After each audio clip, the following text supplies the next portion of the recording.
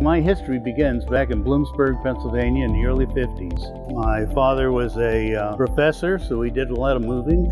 I didn't really excel at school. I think part of the problem was I had state histories, but I never had national history. It was very choppy, so I decided I'd major in education. The inspiration for this book actually came from a photograph of my niece. When she was a little girl, she was crouched down with a green tomato in her hands. She had her baseball cap on backwards and was grinning ear to ear, talking to her tomato called Greenie. I had a photograph of it, and I always remembered that. I thought that was so cute.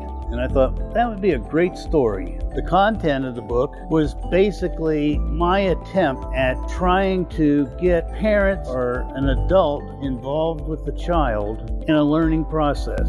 And this is where in the book, questions are asked of the child.